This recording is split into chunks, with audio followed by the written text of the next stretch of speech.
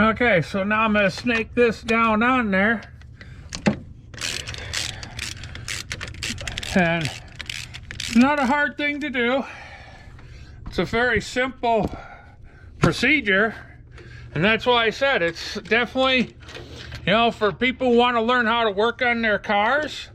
Now I do have a set of these pliers, and they're nice and long.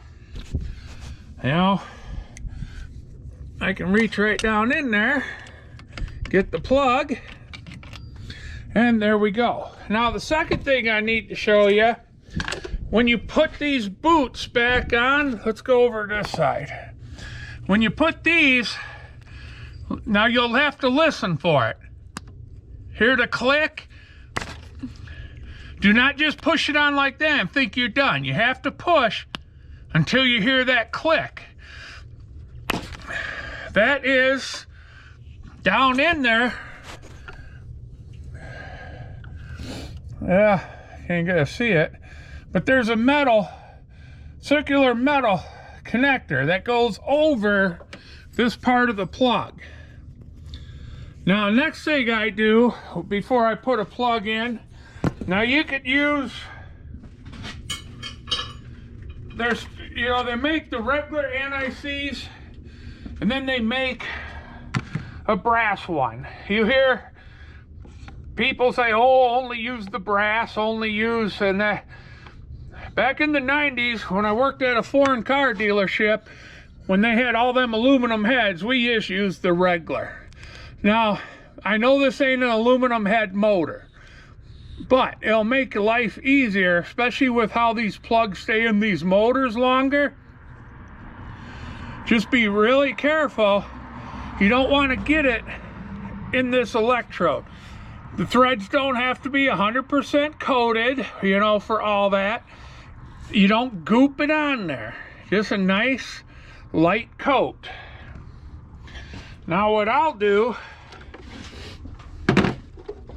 is I'll put my plug back in the socket. The others were easier to get to. This one's a little bit harder.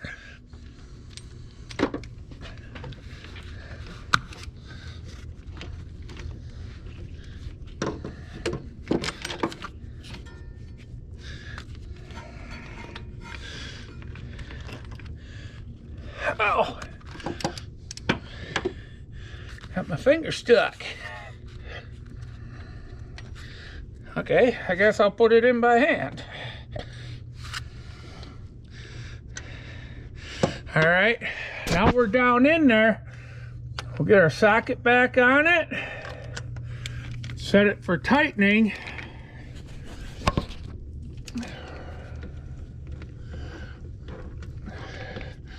Now, there it just stopped. It'll stop turning. You'll feel it. There's a torque spec on most spark plugs, 8 to 12 inch-pounds. You know, they're all different. You'll have to look for your car. When I hit that, I just give it a quick snug, and that's it. And the reason you're doing that is on these plugs, there's this little washer. It's actually a crush sleeve. And that little extra bit I give it, it crushes that, and that's what gives you your good seal. Now these plugs are pretty much had it. You know, none of them were looking really good. But, so, all right, that's where we're at.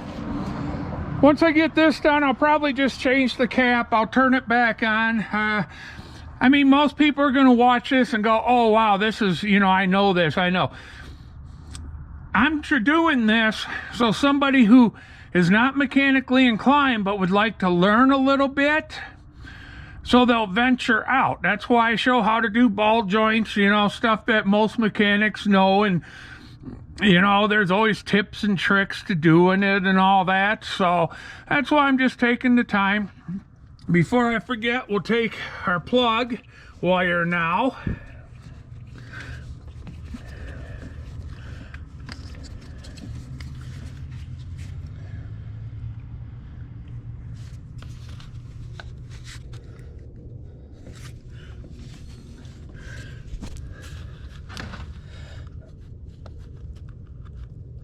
my pliers.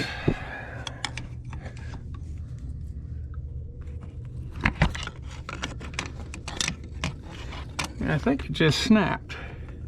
Yeah, if you can't pull it back off, like this one here,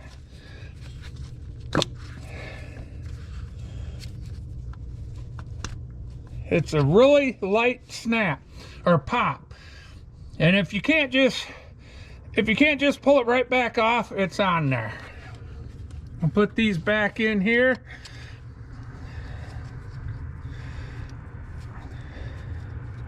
Probably shouldn't have done that because we're going to be pulling the cap next. It'll be easier to pull if they weren't.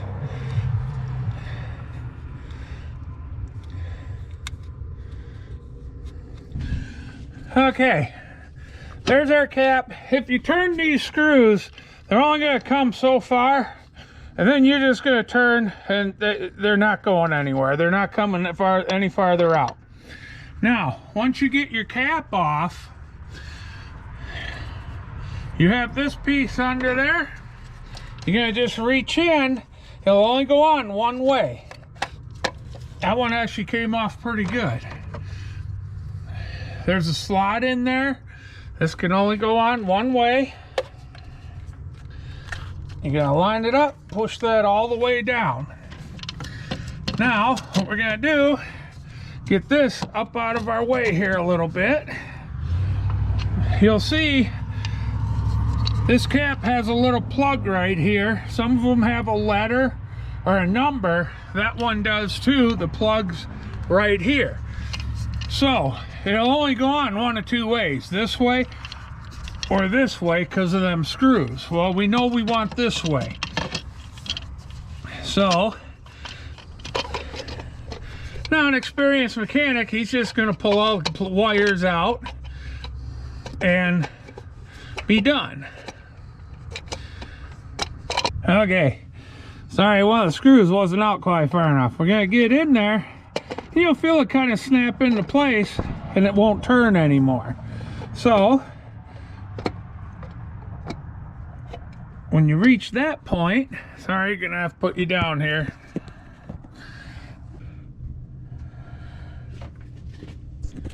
So what we're gonna do, we're just gonna go and tighten those two screws.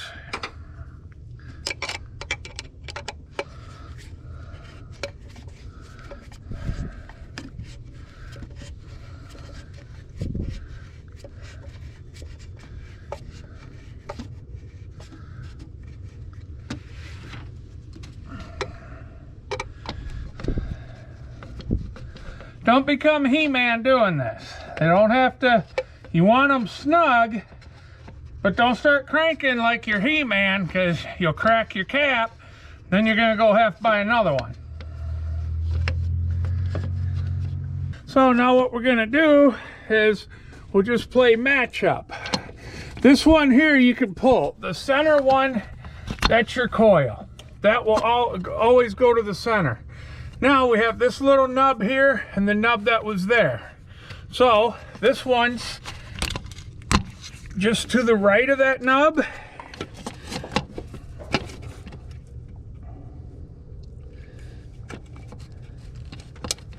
There's that clip. Then you just go in sequence.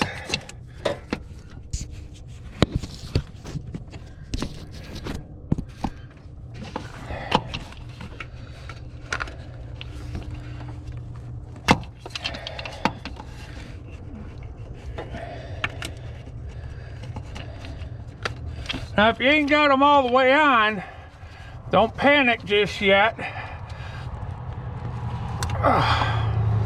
I'm just trying to get some room to work here.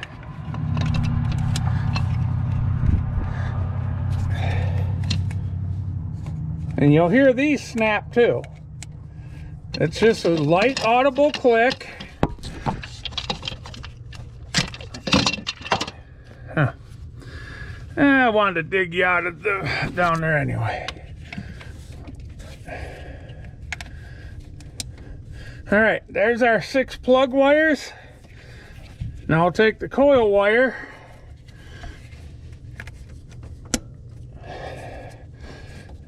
and then just recheck them all, and that's done. Here's our rotor, a little rusty in there. Let's see how our cap looks. Oh yeah, so that's done. Now all we gotta do, we'll put this back in, and we didn't undo the belt. All we did was loosen the tensioner. And to do the opposite, you're gonna tighten this bolt up and feel this till you only have between quarter, half inch of movement. Stop, and then you'll tighten this bolt to lock it in place. But we ain't doing that till we get these 4 bolts in. You're putting a bolt, steel bolt, into an aluminum part. So, these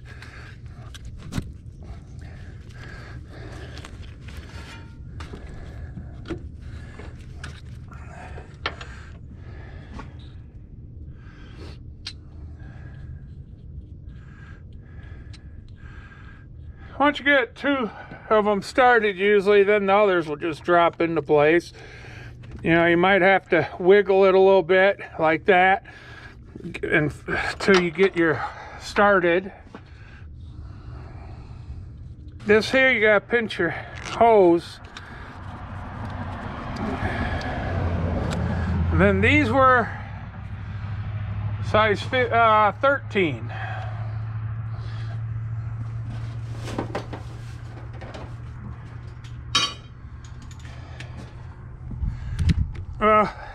There's no sense you sitting here. I'll turn it off and I'll turn it back on when we tighten the belt. Alright, so now what we're going to do, there's your adjusting bolt. You're just going to screw it in.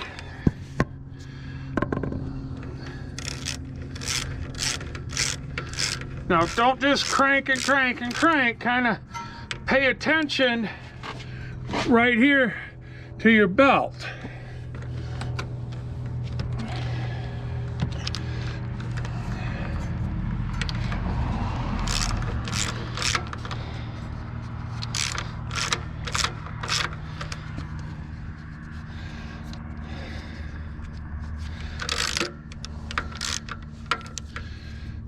Try it right there. Now, once that's done, as I said, then you'll go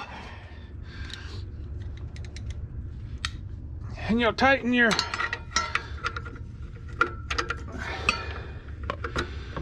that bolt on the pulley.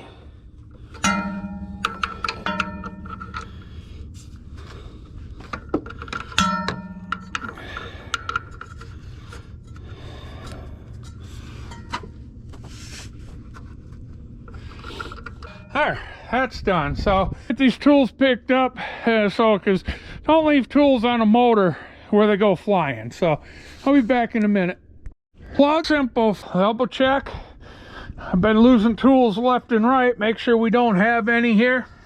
I have not put coolant back in it. You can run it for a minute or so. It is not going to hurt the motor. And so those ones who want to say that, don't start. So, let's see what we're going to do now. Yeah, started right up.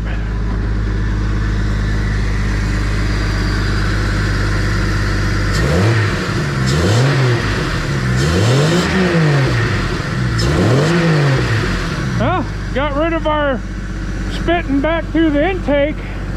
Plugs were too far out. It was a combination between the plugs, and it was probably getting a good spacing between the rotor and the cap, and with that rust in there, and the plugs were out of whack. I mean, they're worn, so I got rid of that. So start with the basic. We did run it, so let's check our belt. We'll check this. Yeah, see, we still got some good. I think we're going to leave it there, though. So that's all buttoned up. I gotta change the oil yet. People run what you want. In these higher miles motors, I run a high mileage Max Life 5W30. It's a synthetic blend. It's not pure synthetic. The people who have me change their oil for them, they can buy, I'll put whatever oil they want in it. But if they ask me what oil to get, this is usually my go-to.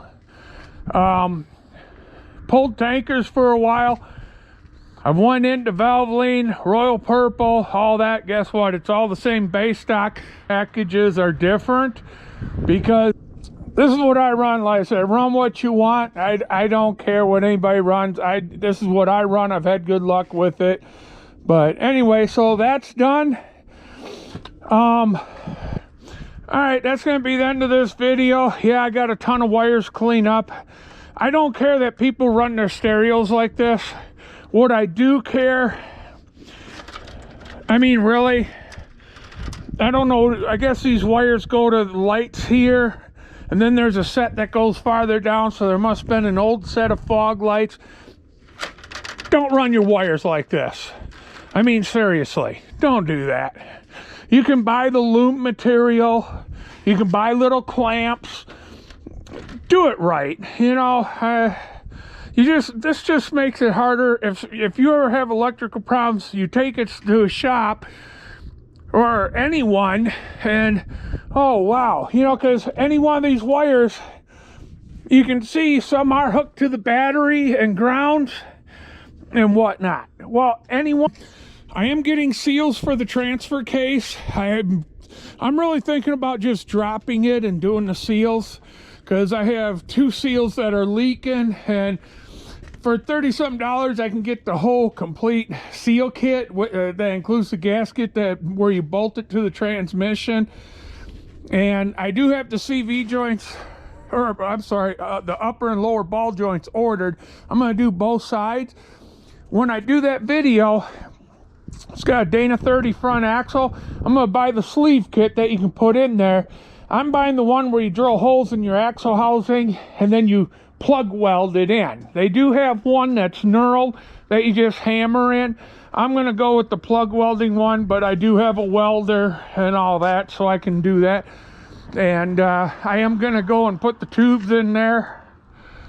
And I haven't decided if I'm just going to pull the whole axle out or just do it on the vehicle, because I'm really thinking, night, I'm going to go in and have some dinner and take my butt to bed. Good night.